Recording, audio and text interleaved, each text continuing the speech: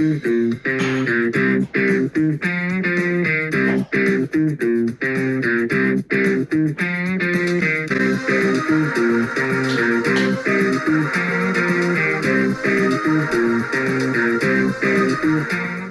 guys, welcome to the channel. Today we're going to review The Hobbit, The Unexpected Journey. Not much to say, but go check my other Lord of the Rings video, my Forrest Gump review, and some other stuff, and let's get started. Starting with the movie's mouth, this movie's about Bilbo Baggins, the uncle of Frodo Baggins.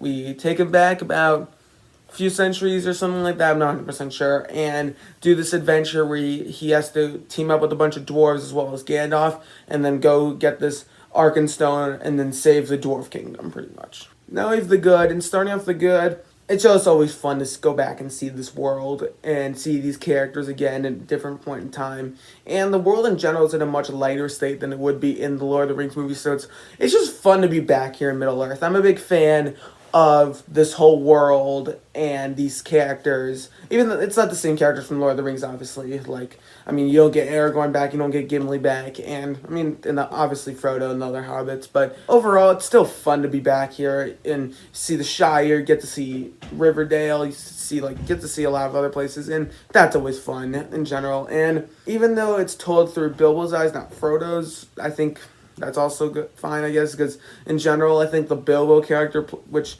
Martin Freeman is great in the role, I would say. I think the Bilbo character is even better than Frodo because he actually does stuff. He actually saves people. The most notable bit is in where he saves the Dwarf King, for his name, from getting his head cut off or whatever. And he does some heroic things. He kills orcs. He fights orcs. He helps get all of our dwarves and Gandalf out of the place of the orcs. He even gets the ring, which is an interesting little plot detail. And I think overall, this movie, I think it's pretty good for the most part. I think, obviously, there has some of the issues I'm going to get into a bit later, but there are some great parts. I think the opening, 20 minutes of it with the kind of does the Lord of the Rings sweeping epic story. Of course, those scenes are kind of cool. And, I mean, I don't read the books, so, I don't really care quite as much about some of the stuff that probably book fans would. So also, I think the last 30-40 minutes of this movie I think are quite good. Once they get captured, and pretty much the rest of that it's kind of similar to the end of Fellowship of the Ring a little bit, although definitely not as good, but still I think some of the bits there are great, like where they're fighting the orcs on wolves or whatever. Yeah,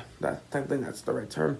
I think there's some great bits with that, and overall I think it's a whimsical enough adventure, but I will admit there are some issues. There's nothing I'm really mixed on, so let's just get right into the bad. And the things I don't like about this movie.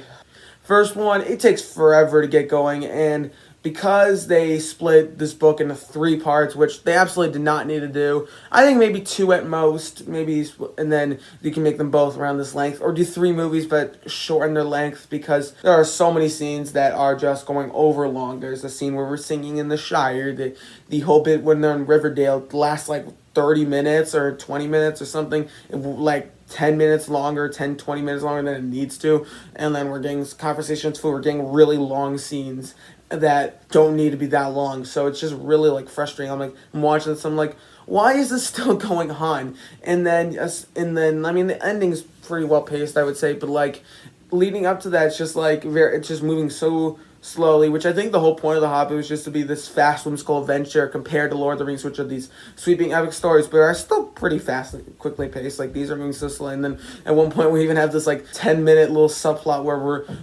where Bilbo makes the mistake of trying to save some horses from these stupid trolls or whatever, and then he gets captured, and then we have to figure that out. And in some ways, it kind of feels kind of episodic the way we're telling this, and you can kind of see it, and it's just odd the way everything's told. They could have just done a much better way of telling this. They could have just put it into one movie like it was supposed to be. The book, one movie that's around the same length as Lord of the Rings movies, maybe even shorter. The whole point of it is that it's designed to be this fast moving adventure, and the movie doesn't really present that, I guess. So, it's just frustrating.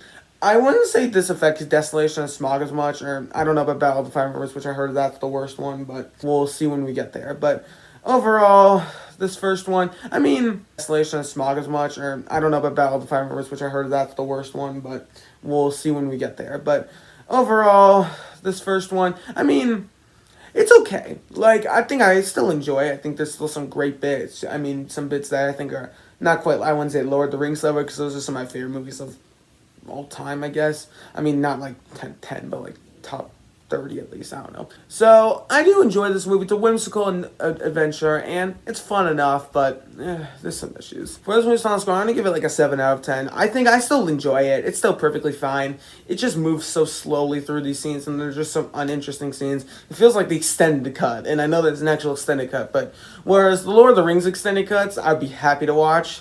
These ones, not so much. I feel like I would just be exhausted watching them. I don't know. So yeah, in the end, it's fine. It's harmless enough. I don't hate it or anything. And I'm at a point where like 3-hour movies, I can just watch them just fine. Like that's like what I've been watching mostly these days. It's mostly 3-hour long movies, which they don't. At this point, I'm not really bothered by the length of the movies. The length of movies doesn't really scare me away. If it looks good, I'll watch it. So I don't know. But in the end, I did enjoy it. Let me know what you thought about this movie, The Count's Blower, and the whole trilogy in general. I'm assuming most people prefer the Lord of the Rings movies. I'm just assuming that's the case. But I mean, there are some great moments. It's fun to see Gollum again. Also, I didn't mention that, but yeah, some frustrating bits. Overall, I enjoyed this movie just perfectly fine. It was perfectly fine. Nothing really much I disliked or liked, but yeah. So, thank you guys so much for watching. Don't forget to like, share, subscribe, and comment down below. See you guys next time. Adios.